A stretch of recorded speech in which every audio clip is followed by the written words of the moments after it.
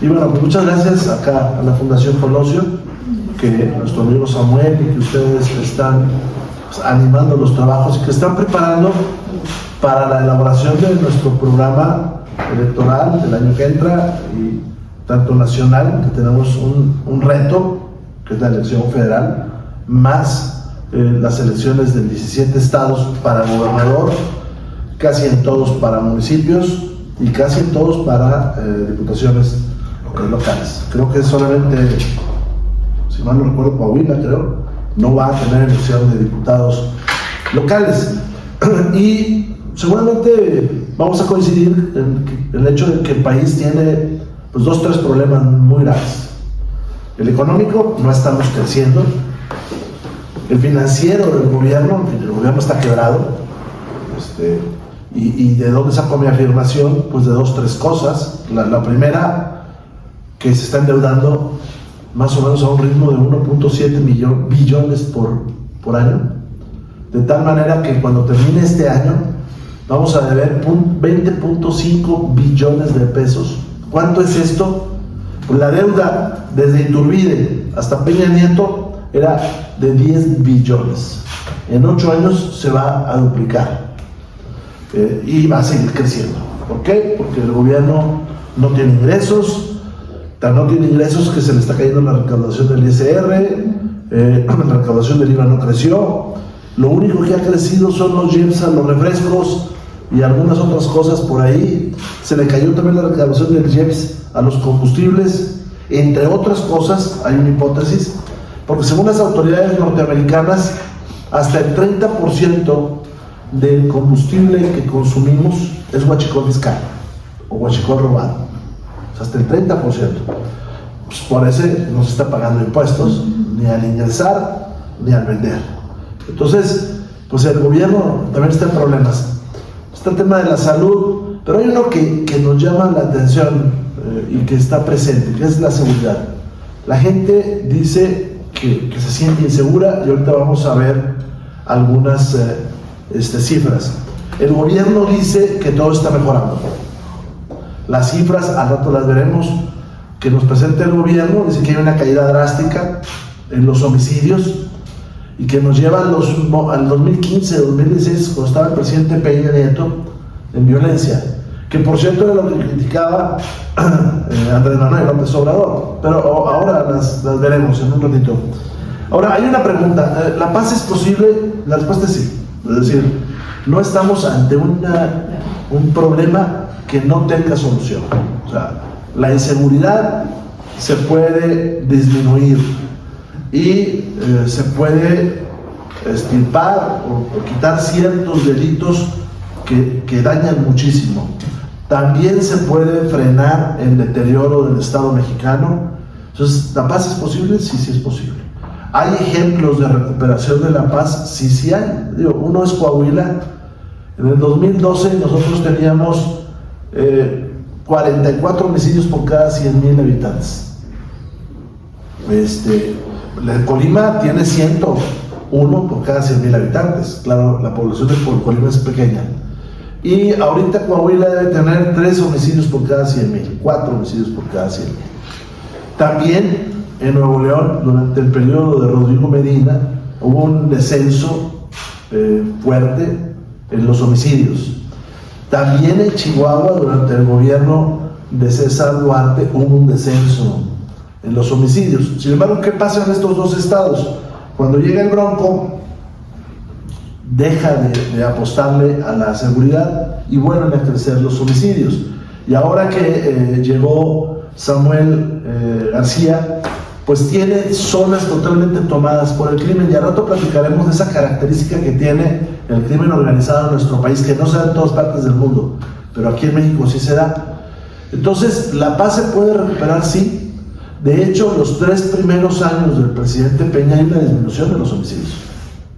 El presidente Peña, esos 3 primeros años, tenía una estrategia en la cual dividieron el país por regiones y había una especie de rendición de cuentas mensual. Éramos citados, yo me tocó ser gobernador ahí, éramos citados por todo el gabinete de seguridad en alguna de las entidades, y ahí analizábamos indicador por indicador, y se tomaban determinaciones. Los 3 primeros años, si ustedes lo ven, hay una disminución de los homicidios. Ya después, pues esto incrementó. Ahora, ¿qué de inseguridad? Bueno, pues la inseguridad es una suma de acontecimientos que trastocan a una comunidad. ¿Qué delitos pueden ser? Bueno, pues pueden ser desde un robo que hagan adolescentes hasta el crimen organizado, hasta homicidios masivos. Pero ¿dónde estamos nosotros? Bueno, nosotros estamos, y ahora lo veremos, en un punto difícil, que es el hecho de que el crimen organizado trata de ser hegemónico y captura a los otros tipos de fenómenos delictivos. Y ahorita en un ratito lo veremos. Y que este crimen organizado es además muy violento. Y entonces hay una manifestación que es los homicidios. Y hay otra manifestación que es la extorsión. La extorsión se da porque el crimen se hace dueño de los territorios. Ahora, ¿cuál es el costo de la situación que vivimos? Miren, en Estados Unidos, en los últimos 10 años, han fallecido 800,000 personas por consumo de droga. 800,000 personas. En la Segunda Guerra Mundial murieron 450,000 americanos, contando no solamente los muertos de bala, sino las que murieron por enfermedades en la guerra, decesos de otro tipo, pero que estuvieron en el frente de batalla. En Vietnam no pasaron de 60,000 muertes. Estados Unidos en fentanilo trae 450,000 muertes. O sea, es una cifra muy grande. Si fuera una guerra, pues las bajas son brutales, ¿no? México, ¿cómo le ha ido? Bueno, pues en México en los últimos 20 años, estoy agarrando más o menos del sexenio de Calderón hasta acá, pues traemos 510,000 homicidios y 130,000 personas desaparecidas, que sabemos en los dos casos. Porque si mañana se encuentra una fosa y hay restos humanos, eso no se está contabilizando. O sea, hay una cifra negra creciente.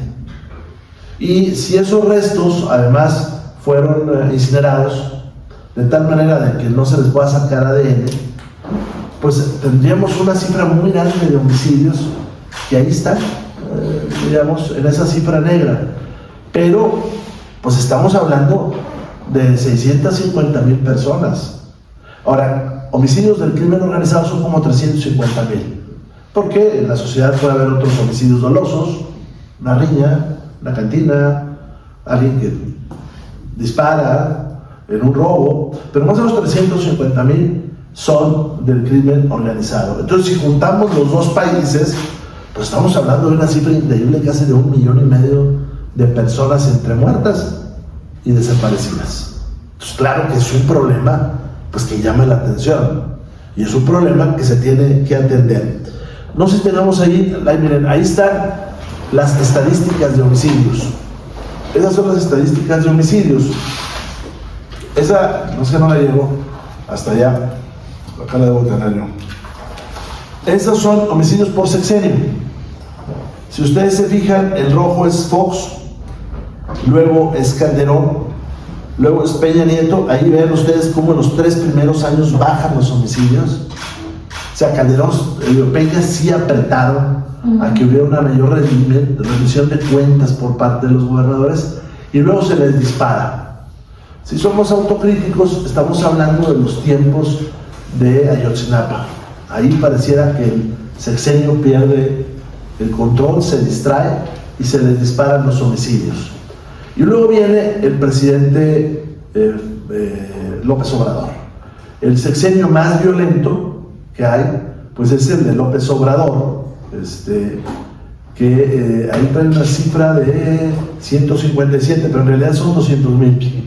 En realidad trae ahorita viene otra. ¿Mande? Viene otra. Cámbiala. Esa es la cifra de homicidios. Vean ustedes con Fox, luego con Calderón luego con Peña y luego con Andrés Manuel, y después sigue la presidenta. Si nosotros vemos a la presidenta, pues tiene más homicidios que Calderón, por ejemplo, o que los primeros 3 años de Peña Nieto. Ahí, solo para que ustedes lo tengan presente, hay varias cosas que comentar. Fox, ¿por qué tiene pocos homicidios? Bueno, uno puede decir porque no había inseguridad, pero también puede decir que porque no se combatía el crimen. Eso también puede ser, es una hipótesis. Realmente algunos carteles como los Zetas crecen en el sexenio, que era un cartel muy violento, los Zetas, crecen en el sexenio de de Fox, y estalla la violencia con Calderón. En la comarca lagunera todos recordamos un ataque a un empresario que se da en el año 2006, y eso detona la violencia en Coahuila cuando los Zetas llegan a la frontera con Durango y se empiezan a enfrentar con el cartel de Sinaloa. Luego hay cosas que poner sobre la mesa, entre ellas que si la presidenta Claudia Sheinbaum está bajando en realidad los homicidios. Mi hipótesis es que no.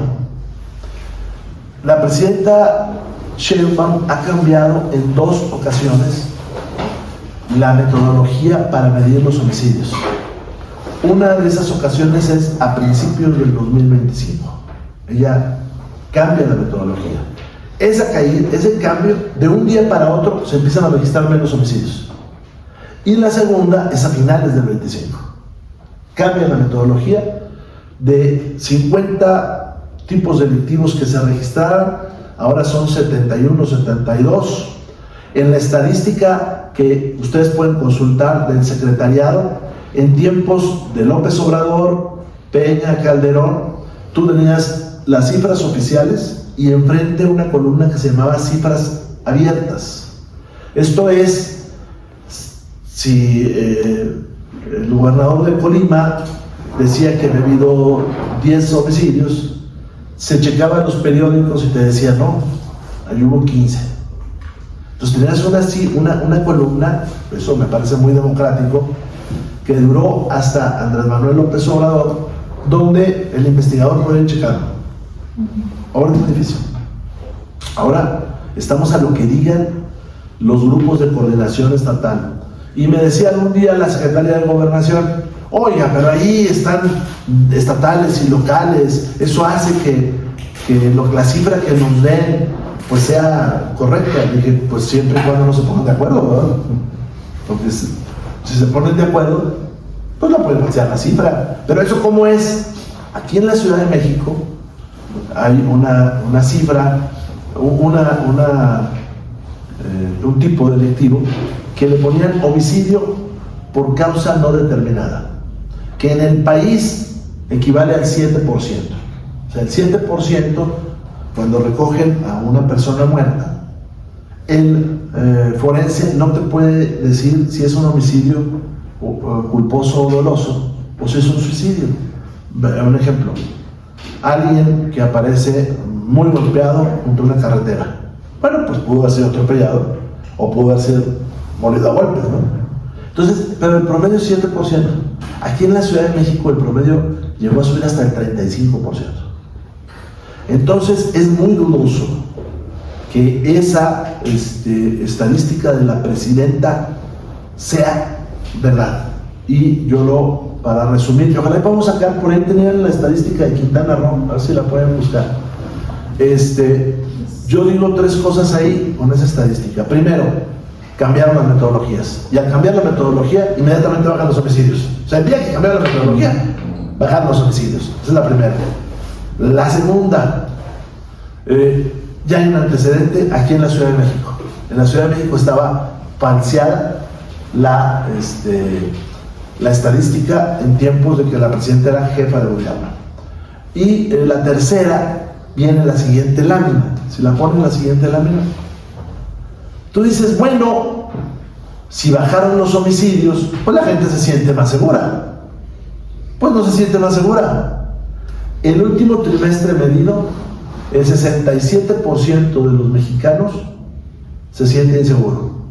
El último trimestre de López Obrador era el 64%. Esa es la encuesta nacional de seguridad pública urbana, que yo les recomiendo que la estén checando, porque es del INEGI, sale cada 3 meses, esa es la de abril. Entonces mayo, junio, julio, a final de julio tendremos otra encuesta que hace el INEGI.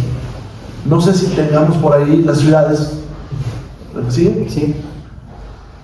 Miren, en el último trimestre del presidente López Obrador, la ciudad con más insegura era Tapachula.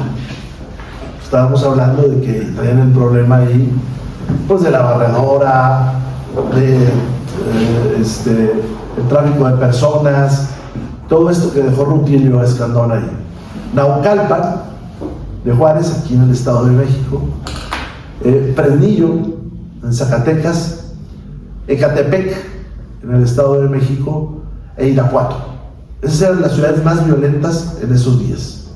Las ciudades menos violentas o más seguras era Puerto Vallarta, donde solamente el 21% se decía que era inseguro; Piedras Negras, donde el 20% se sentía inseguro; Tampico el 20%, la Benito Juárez, que es aquí una alcaldía en la Ciudad de México, y San Pedro Garza García. Es donde la gente dice se siente seguro. Déjenme les cuento que Piedras Negras fue prácticamente el epicentro del poder de los Zetas. Piedras Negras está a escasos 20 minutos de este lugar que se llama Allende. Es un lugar muy próspero, que tiene una universidad, que tiene una empresa cervecera que exporta 20 millones de cervezas al día, que tiene un estándar de vida muy alto. Y ese es el lugar que se llama Allende, pero era el lugar donde vivían los Zetas. Y es el lugar donde pasó una tragedia. Pues Piedras Negras era uno de los lugares más violentos del país allá por el 2013. La otra encuesta es del día 26, de marzo 26. De marzo del 26. ¿Cuál es la ciudad más insegura en este país? Irapuato. El 92% de los pobladores de Irapuato se sienten inseguros. Luego le sigue Guadalajara con el 90%. Luego le sigue Ecatepec, que como Ecatepec no tiene ninguna mejora de ningún tipo. Luego le sigue Uruapan, Michoacán, es el lugar donde vivía este señor Carlos Manso. Y luego Reynosa, Tamaulipas, con el 86%. Luego, ¿cuáles son las más seguras? La más segura del país es San Pedro Garza García en Nuevo León, es pegado a Monterrey.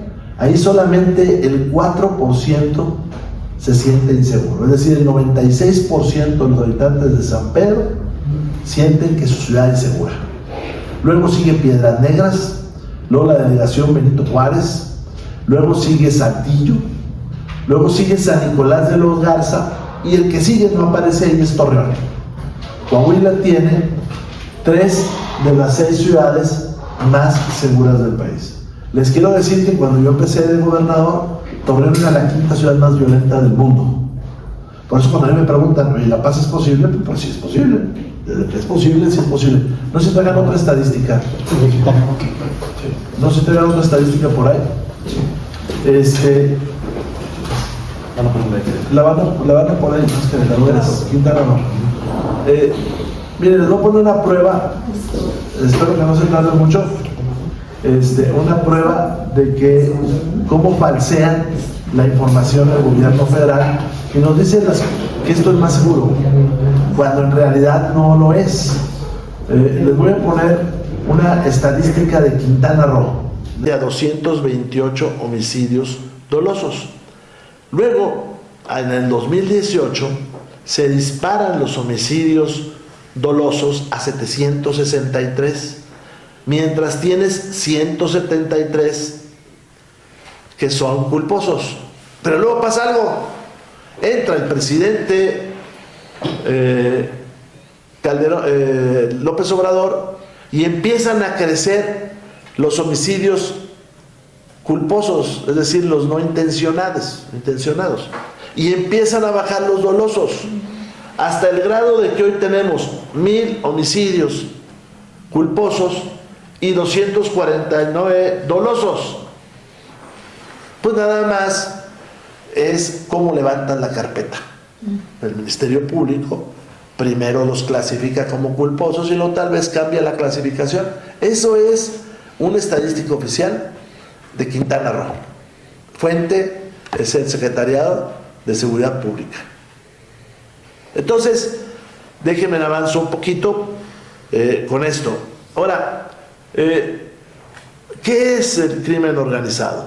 Bueno, el crimen organizado es uno que por su violencia, la definición de la ley son más de tres personas que se confabulan para realizar un crimen. Pero el crimen organizado tiene algunas características. Es hegemónico, es decir, trata de apropiarse del resto de los hechos delictivos.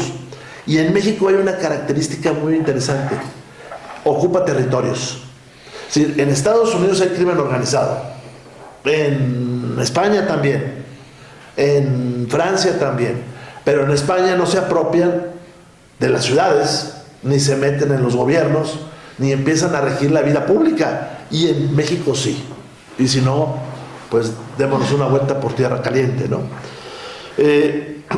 Somos un país de grandes carteles, y esto quiere decir que el país está dividiendo en grandes territorios y va subordinando a los otros delitos, sobre todo los delitos patrimoniales, de ahí va la extorsión, los delitos contra la libertad, va el secuestro, y los delitos contra la vida, los homicidios. Y yo les quiero decir que el crimen organizado no necesariamente, si un día se legaliza la droga, se va a acabar, porque se van a pasar a otro tipo de delitos. Fíjense ustedes que el tráfico de personas significa hasta 185,000 millones de pesos al año. Eso significa el tráfico de personas. Es más del doble del presupuesto que tiene el Poder Judicial. Y yo creo que 6 o 7 veces el que tiene la Fiscalía General de la República. Eso significa el tráfico de las personas. Y pueden ir migrando otros tipos de delitos. Muchos de ustedes deben saber pues que están ocupándose del presupuesto de los municipios y se empiezan a quedar con los fondos municipales. Y aquí llama la atención que ni la Autoridad Superior de la Federación, ni la Contraloría, ni las Contralorías locales digan nada, cuando todo el mundo sabemos que hay municipios que están haciendo trasvase de su presupuesto completo. Ahora, ¿por qué el ascenso del crimen organizado, que está inicialmente ligado a la droga? Por 3 cosas: instituciones débiles, las armas, que ahorita hablaremos de ellas, y el consumo de droga. En las instituciones débiles hay un momento que es importante, que es el cambio de gobierno del PRI al PAN, y que el PAN desmantela mucho de los controles que tenía el régimen priista, incluyendo algunos que eran corporativos, hay que decirlo como es. Yo estaba en Saltillo y quería poner una venta de juguetes en la plaza y tenía que ir a la CNOP o tenía que ir a la Cámara de Comercio y luego tenía que ir al municipio, y entonces todo el mundo sabía quién era yo. Todo eso se desmantela cuando llega el presidente Fox y desmantela el CISEN. El CISEN, que había sido una institución importante, la desmantela. Y como yo lo he dicho en muchos lugares, si tú vas a Cuba, en cada cuadra hay un agente del Estado que te está vigilando, y en la acera de enfrente hay uno que vigila al otro. Si tú vas a Israel, todo el mundo está armado, todo el mundo pertenece al ejército y todo se investiga. Todo se investiga.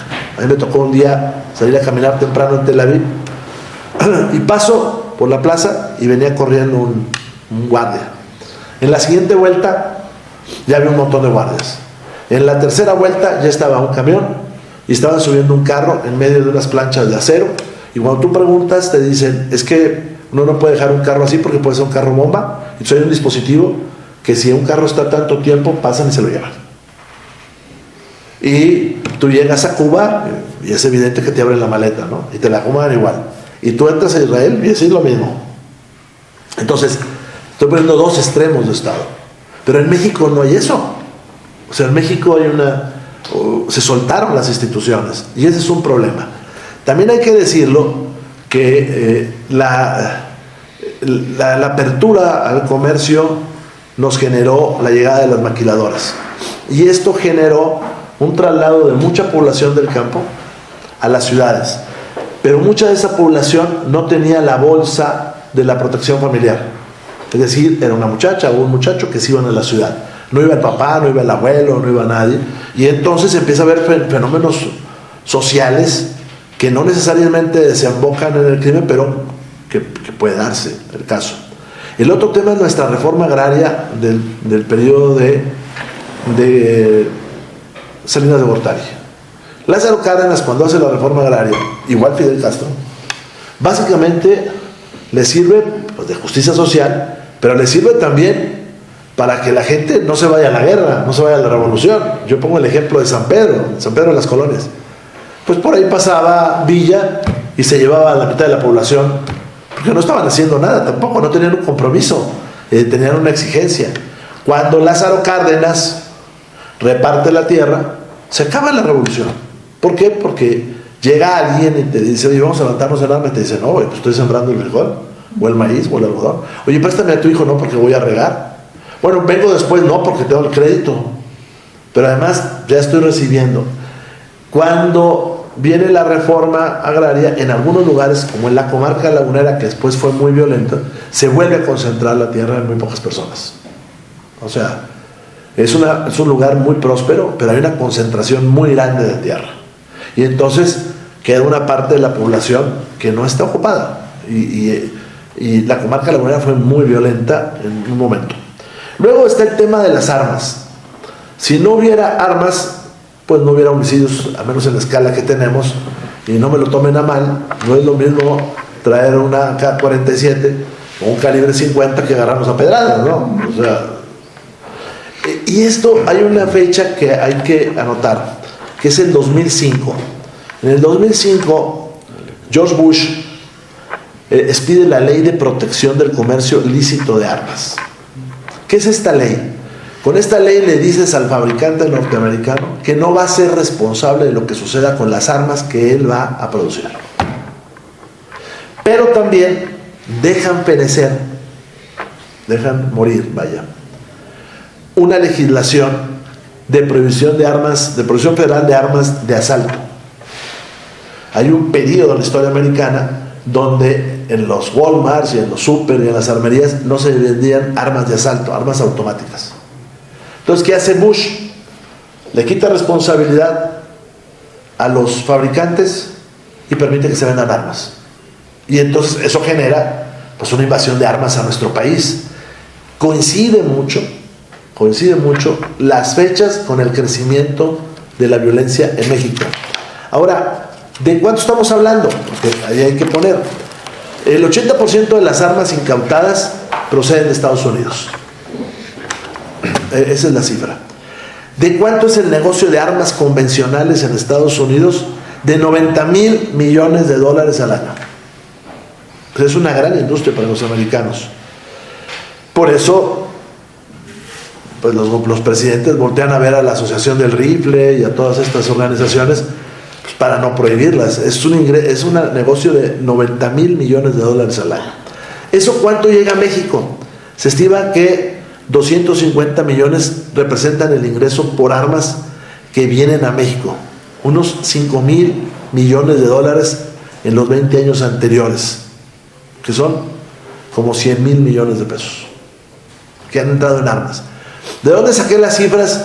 Pues de las agencias norteamericanas, pero ¿saben también de dónde? De la demanda que le pone Andrés Manuel a los gringos. Ahí está la cifra. Pues estás hablando de una cantidad increíble.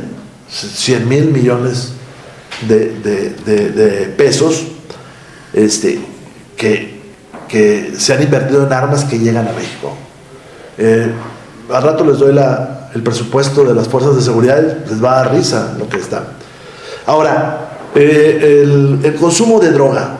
Estamos ante la economía más potente del mundo, que está pegada a nosotros, con un PIB brutal. Ellos son el 5 o 6% de la población del mundo, pero tienen un PIB del 20 y tantos por ciento de todo el mundo.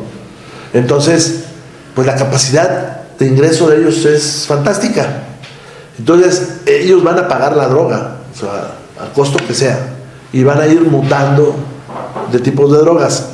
El consumo de drogas al año es de entre 150,000 y 200,000 millones al año. El consumo de droga en Estados Unidos. O sea, toda la gente que sale a consumir un tipo de droga de todo tipo, desde metanfetaminas hasta fentanilos y marihuanas y todo esto. O sea, 3.7 billones de pesos. O sea, es más o menos, para que ustedes sepan, lo que se está comprando de droga en Estados Unidos es el 30% del presupuesto de México. Del presupuesto con el que funciona todo. Estados, municipios, el gobierno federal. De los cuales se estima que unos 40,000 millones de dólares llegan a México. O sea, o a organizaciones mexicanas. O sea, son 740,000 millones que llegarían a México. El presupuesto total de Sedena, Marina, Fiscalía General de la República y Seguridad es de la mitad de eso, menos de la mitad de eso, 317,000 millones de pesos. ¿Sí? Palabras más, palabras menos, los narcotraficantes en este país, el crimen organizado, nada más de la droga, tienen el doble del presupuesto o de ingresos que tienen todas las instancias de seguridad federal nuestras. Póngale que llega a 450,000 con los estados. Es desproporcionado. Es desproporcionada la cantidad de dinero que tienen. Por droga, porque ya les dije lo que ingresa por otros tipos de delitos como el tráfico de personas. Ahora, bueno, entonces la paz es posible, pues sí es posible. Ahora, ¿qué hay que hacer? Nosotros, cuando enfrentamos el crimen en Coahuila, nos dimos cuenta que el problema es multidimensional o complejo. Entonces, que tiene que tener una respuesta multidimensional. O sea, si tú me dices, hay que tener buenas policías, pues sí, hay que tener buenas policías, pero eso no se va a arreglar con buenas policías. Y tampoco se arregla cuando tú no tienes dinero para pagarle mucho a los policías. Entonces, la respuesta es multidimensional. Una propuesta que hizo el PRI, porque se la empujamos a la candidata Xóchitl Gálvez, que hizo Eduardo Guerrero, que es experto en seguridad, y que hizo hace unas semanas Larry Rubin, el de la Sociedad Americana aquí en México. Es un acuerdo de América del Norte para el combate al crimen. Es un acuerdo entre los tres países, un acuerdo con mucha imaginación, respetar las soberanías desde una perspectiva moderna. Cuando tú vas a Israel y llegas al aeropuerto de Nueva York, quienes te están revisando las maletas son miembros del Estado judío. Están en Nueva York. Cuando tú llegas al aeropuerto de Vancouver y te vas a subir a un avión americano, la aduana americana está en Vancouver. O sea, los que están ahí son americanos. Entras ahí por American Airlines, te pasan por una puertita y te cuenta que estás en Estados Unidos, pero adentro de Vancouver. No estoy diciendo que hagamos eso, pero yo creo que la cooperación se debe de dar en tecnología, en seguimiento a las armas. Hoy el señor embajador de Estados Unidos anunció un decomiso de armas de Carolina del Norte que llegó acá, o que venía para acá, pero pues es tan poquito que no cuenta, ¿no? Por ahí escribió un artículo de, sigo siendo gobernador, un problema que traemos con un calibre 50, porque había un calibre 50 y el calibre 50 te puede golpear a 2,5 kilómetros y te puede matar, o puede tumbar un helicóptero. Entonces había una alerta para los que éramos gobernadores de esa zona, porque traíamos una amenaza de que con el calibre 50 nos pudieran matar. Y entonces ahí te enteras que el crimen organizado trae el calibre 50 y el ejército no tenía todavía acceso al calibre 50. O sea, que era más fácil que ellos lo trajeran a que lo trajera el ejército mexicano. Luego, sigue otra parte. A mi juicio, y es en el libro este del Jaque Mate del crimen organizado, que a mí no me gustó el título, pero me dijeron los de Editorial Planeta que así se vendían los libros, que si le ponía otro nombre, la seguridad en el Estado mexicano, que nadie lo iba a comprar, que tenía que decir eso y que tenía que tener ahí una portada muy bonita, y la verdad hubo como 3 o 4 reediciones del libro.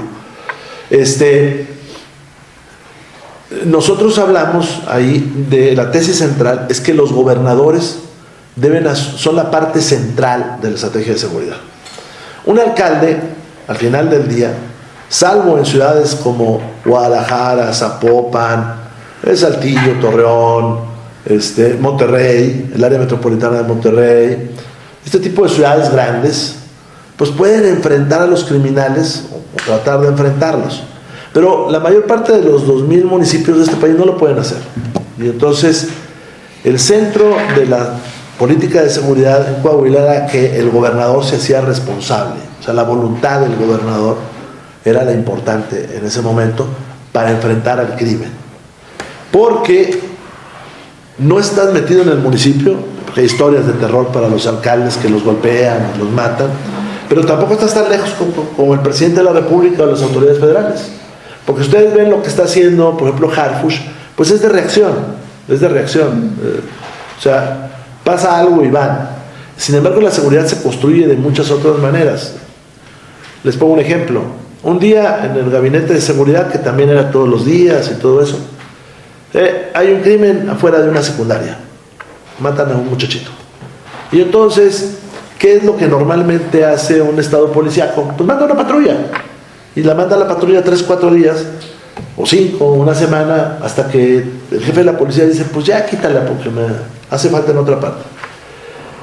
¿Qué se hace para construir la paz? Pues si es multidimensional, lo primero que haces es hablar con el director de la escuela. Y cuando hablas con el director de la escuela, te va a decir, fíjese que traigo un problema. ¿Qué es el caso de esta escuela?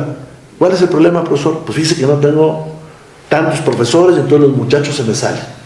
No tengo profesor de educación física, no tengo profesor de orientación vocacional. Pues le dice al secretario de educación, ¿sabes qué? Vamos a atender ese problema. Y ya te agarra confianza el director y te dice, fíjese que enfrente hay unos puestos ahí, así le decimos nosotros a los estanquillos de todo esto, y pues ahí venden droga. Entonces le dice al secretario de salud, ¿sabes qué? Ciérrame los puestos. Y luego dice, ¿sabes qué? Pues vamos a construir una estrategia con el secretario de educación, con los padres. Y así se logra la paz, si no se está reaccionando. ¿Quién puede hacer eso? Pues los gobiernos estatales. Alguna vez yo andaba preocupado por el robo de vehículos, y entonces pues se robaban un vehículo y hacíamos lo que todos, ¿no? Pues los retenes, y en el PEI se robaron mi bochito, hasta que alguien que le sabía a la metalurgia me dijo, ¿qué tipo de carros se roban, gobernador? Dije, de todo, cabrón. Nuevos, viejos y todo. Dijo, pues muy sencillo. Se lo roban, los cortan en partes, porque tú tienes una acerera de recicle. Y dije, ¿a poco se lo venden a la acerera? No, se los venden a las chatarreras. Y las chatarreras lo facturan y se lo venden a la acerera. Pues solución, cerramos las chatarreras. Solución, se acabó o bajó el robo de vehículos. Por ejemplo, un día me dicen, pasó el incidente del Casino Royal, que ustedes lo deben conocer, en Monterrey, que tiene 50 personas muertas, y yo ya tenía un antecedente de que habían balaceado un casino. Yo no estoy a favor del juego, ni Lázaro Cárdenas estaba a favor del juego. Y les digo, me dicen, bueno, pues necesitamos más policías para cuidar los casinos. Y yo, muy sencillo, ¿y tienes presupuesto? No. Es que en Las Vegas, sí, nada más que en Las Vegas tienen muchísimos policías. Entonces, solución, pues cerré los casinos. Y al momento de cerrar los casinos, ya no necesitaba más policías. Y luego, pues metimos reglas estrictas con la venta de alcohol. ¿Por qué? Porque la tenían tomada los Zetas. Entonces lo primero era poner horarios estrictos y luego empezar a investigar quién era dueño de cada cosa. Entonces requieres una respuesta multidimensional que pasa necesariamente por tener mejores policías. Si no tienes mejores policías, no vas a tener éxito. Y las mejores policías pasan por dos rutas: mejores policías municipales, mejores policías de proximidad y cuerpos elite. Cuerpos elite. Si no hay un cuerpo elite que tú puedas tener 500, 600 policías elite. En mis tiempos, yo fui gobernador hasta el 17. En mis tiempos un policía elite ganaba 35,000 pesos, 40,000 pesos. Bueno, pues un policía elite, por esa cantidad, en aquel tiempo, por seguro de vida, por estar en el Infonavit, por tener vacaciones, por tener a sus hijos con becas, pues si sale a enfrentarse a unos criminales. Pero si tú tienes policías de 8,000 pesos, pues está perdido. Cuando yo llegué a Coahuila, los policías de las cárceles ganaban 4,000 pesos, 5,000 pesos. Estaban en manos del crimen organizado, que les pagaban mucho más. Entonces pasa por buenos policías. Me acuerdo que me dijo Jorge Tello Peón: tenemos que subirle el sueldo a los policías. Le dije: no tengo dinero. Dijo: pues sube los impuestos. O sea, no me fui a ese extremo, pero lo que les digo es que es prioridad para este país. O sea, es prioridad algo que no va a resolverte tus 2, 3 principales problemas, pues lo tenemos que abandonar. Digo, a mí me hubiera gustado ser un gobernador pues que tuviera otras prioridades, pero esa era mi prioridad. Tienes que tener mejores cuerpos de inteligencia. Normalmente la gente sabe qué pasa, sabe quién es el secuestrador y quién es el que está. El otro día me decía Carolina Vigiano, me decía que el problema, que yo como atacaría el problema que vive Hidalgo. Le dije, pues enumerando de los delitos más peligrosos a los menos peligrosos, porque el que está en el más peligroso seguramente está controlando el resto, ¿no? ¿Y cuál es el delito en Hidalgo? Pues el huachicol. Es el estado con más huachicol de extracción. Y si ustedes siguen las rutas de los ductos, pues van a ver las rutas, los lugares de la violencia. O sea, Hidalgo es un estado muy violento, pero a veces poco visible, pero por Hidalgo pasa la carretera 57. Entonces muchos delitos que se cometen en Hidalgo, en Querétaro, en el Estado de México, no se denuncian, se cometen en la carretera 57 o se denuncian a autoridades federales. Entonces ahí empieza una nebulosa para saber. Hay que adecuar las leyes también. Hay leyes que son para cada estado. Nosotros tenemos unas leyes muy puntuales para evitar el halconeo, muy puntuales para evitar el huachicol, para evitar la venta. Son leyes locales para evitar la venta de combustible. Entonces tienes que hacer leyes de ese tipo. Tienes que apostarle a tu poder judicial, tienes que pagarles más, a tu procuraduría, aumentar el número de efectivos, y tiene que haber un nuevo pacto social. O sea,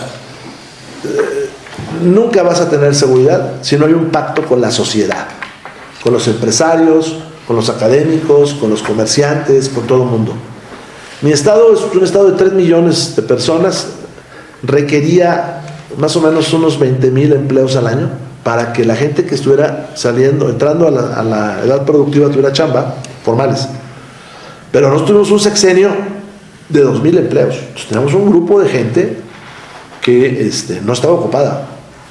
Pues salimos al mundo y al final cerramos con 182,000 empleos. Yo tuve la bendición de que Calderón sí podía uno acordar con él. Tenía un carácter de la chingada, pero podía uno acordar con él. Y luego tuve la bendición de 5 años con Peña. Pues cuando nosotros nos dimos cuenta que el tejido rural se rompía, porque un muchachito de 13, 14 años se tenía que ir a la ciudad de Torreón o Saltillo, solo a estudiar, pues vine con Peña y le dije: necesito unas preparatorias. Y un día me autorizaron 232 preparatorias. Y las colocamos, ¿dónde? En las secundarias. Y en las secundarias, ¿dónde? En las áreas rurales. Pues hay que ir analizando punto por punto tus problemas. Cuando nos dimos cuenta de que había muchos muchachos que salían de la escuela y no tenían que hacer nada. Y eso lo aprendimos en Colombia. Fuimos a Colombia con aquel Fajardo, no se acuerdan, que ahorita perdió las elecciones, por cierto. Y entonces nos dimos cuenta que nos hacían falta 8 universidades. Pues venimos con Peña y autorizó las 8 universidades politécnicas. Y autorizó el crecimiento de la Universidad Autónoma de Coahuila. Y autorizó el crecimiento de la educación tecnológica. O sea, tienes que hacer un nuevo tejido social y una alianza con los empresarios y con los comerciantes. Porque si tú quieres, por ejemplo, controlar el alcohol y traes en contra a los comerciantes, pues va a ser muy difícil, ¿no? Pero cuando el comerciante se da cuenta que va a haber ingresos lícitos y que ya no va a haber delincuentes que lo estén atosigando, bueno, pues se van a sumar a lo que tú estás haciendo. Pero hay que hacer un pacto con la gente, un pacto con la prensa, un pacto con los alcaldes, un pacto con la sociedad para enfrentar al crimen. Y la otra es tratar de disminuir la impunidad y garantizar los derechos humanos. O sea, las policías no se pueden convertir en otros delincuentes. Que la tentación es, se los digo aquí, es muy fácil, porque las fuerzas élite se pueden hacer tan violentas que la tentación de violar los derechos humanos también puede darse. Entonces tienes que ponerle contrapesos. Entonces tienes que apoyar al ombudsman local, tienes que hacer el compromiso de aceptar sus recomendaciones y tienes que poner transparencia. Yo con la estadística batallaba mucho al principio porque hay un complot para engañarte. Un complot. Señor fiscal, ¿cuántos secuestros tenemos? Ni uno. Ah, cabrón, pues ¿cómo no vamos a tener secuestros si yo sé que está secuestrado fulano, sultano, mangano? Porque su familia se acercó, porque anda el chisme, porque te dijeron en algún lugar. No, señor, es que nadie le ha puesto denuncia. No, pues está muy cabrón que pongan denuncia si están secuestrados, ¿no? Entonces, le dije, pues vamos a hacer una estadística que se llame cifra oculta. Y entonces proyectábamos las noticias que nosotros teníamos. Luego, cuando empezamos a liberar secuestrados, oye, pues que pongan la denuncia. Oiga, señores, que no quieren, no, que pongan la denuncia, porque al rato pescamos a alguien y cómo empapelamos, cómo judicializamos si no tenemos denuncia. Pues ponen la denuncia. Y al mes siguiente, Coahuila, el estado con más secuestros. Entonces viene el fiscal y te dice, oiga, ya ve, ahora somos el estado con más secuestros. Pues tienes que vencer al principio esas tentaciones de maquillar para poder resolver los problemas. Para poder resolver los problemas. Y tenemos que desterrar, ya con esto acabo, tenemos que desterrar la idea de López Obrador de abrazos y no balazos, porque esa idea se convirtió en una oferta de campaña para los delincuentes. Vean ustedes cómo ganan lugares donde ellos donde dominan los delincuentes. Se convirtió en una instrucción de permisividad a los subalternos. Por eso los gobernadores morenistas no hacen nada. Si el jefe no hacía, pues yo tampoco, ¿verdad? Y se convirtió en una imagen terrible de México ante el mundo. También tenemos que tomar una decisión presupuestal. Sí, es muy padre una obra de ornato, de embellecimiento, que durante mi gobierno las tuve, ¿no? Por esta circunstancia de Peña Nieto. Pero si no tienes dinero, sí tenemos que tomar la decisión si queremos paz o no la queremos. Y cuando todo el Poder Judicial Federal trae 70,000 millones de presupuesto, todo el Poder Judicial Federal, y todos los poderes judiciales de los estados sumados traen 55,000. O sea, todos los poderes judiciales locales traen menos dinero que el Poder Judicial Federal. Y cuando la Fiscalía General de la República trae 20,000 millones, pues, tenemos que tomar esa decisión. También tenemos que tomar la decisión como país de hacer instituciones de inteligencia y de seguridad. López Obrador y la presidenta Sheinbaum desmantelaron la inteligencia de este país. Fíjense, el área encargada de la seguridad nacional la subordinaron a la Secretaría de Seguridad Pública. Y cuando toma protesta el presidente, que es de Quintana Roo, por cierto, el presidente de la Comisión de Seguridad Nacional de la Cámara de Diputados y del Senado, después de 22 meses de no trabajar, 22 meses de no trabajar, esa comisión, de no integrarse, cuando toma protesta en su discurso, si ustedes lo analizan, habla de cuestiones de seguridad pública y no de seguridad nacional. Y tenemos la Comisión de Seguimiento de las Fuerzas Armadas en materia de seguridad, que tiene, yo creo que 30 meses que no se instala. O sea, ahí viene otra gran vertiente. En Estados Unidos, tenemos que tomar esa decisión, el poder legislativo sí es un contrapeso y sí es un lugar donde se rinden cuentas. Acá se está abandonando todo eso, de tal manera que ya no sabemos si las estadísticas son correctas. Pero este país sí tenemos que tomar una decisión de combatir al crimen, de que tiene que haber una coordinación de los gobernadores. Si no hay una coordinación es muy difícil. Y ahí está el tema de Peña Nieto que bajó, de los cuerpos élite, porque hay que enfrentar a los criminales, de arrebatarle a los criminales los territorios y de invertir en la seguridad. Si no invertimos en la seguridad no se va a poder lograr. O sea, ¿por qué San Pedro Garza García tiene seguridad? Bueno, porque trae policías de 50,000 pesos. O sea, también hay que verle eso. O sea, le invirtieron, o sea, también le invierten. ¿Por qué Piedras Negras? Porque Piedras Negras, cuando yo dejé de ser gobernador, el policía municipal ganaba 20,000 pesos. Yo dejé de ser gobernador hace 8 años. Ahorita el salario promedio de los policías municipales en este país es 8,000 pesos. Pues por 8,000 pesos te compran ahí. En mis redes, en mi página de internet pronto vamos a subir las declaraciones de algunos delincuentes que nosotros capturamos.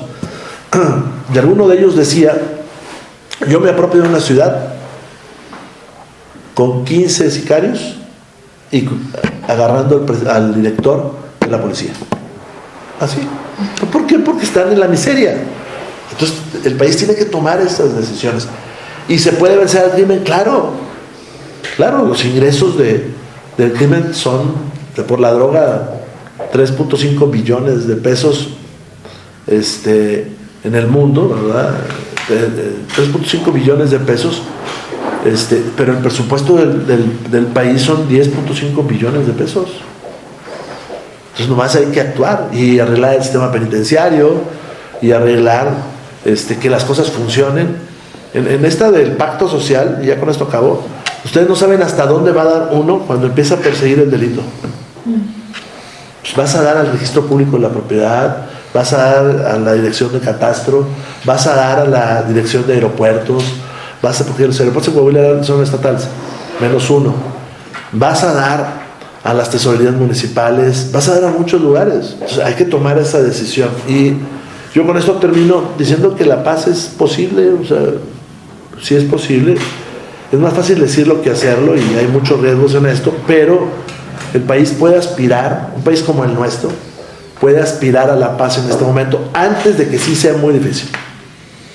Porque el crimen organizado tiene una construcción. Y el crimen organizado primero secuestra, mata, roba, luego se quiere meter a algunas funciones del Estado, como la dirección de policía, luego se mete a las presidencias municipales y luego hace funciones de Estado.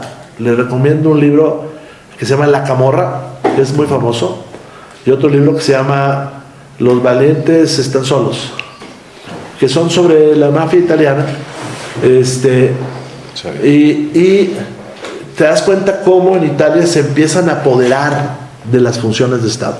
Entonces yo voy a vender un caballo y en lugar de hacer un contrato voy con el mafioso. Si el caballo se muere porque estaba malo, el mafioso trae al otro y hace que me lo pague. Si yo no pago el caballo, el mafioso va y me obliga a pagar.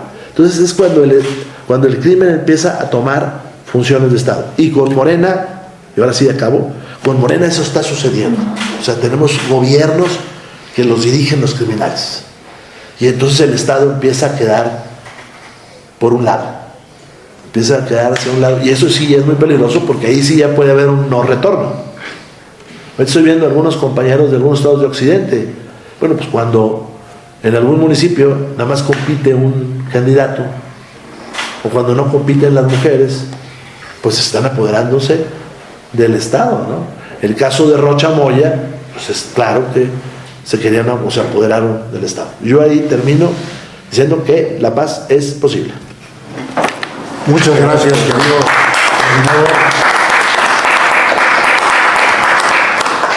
Pues ha sido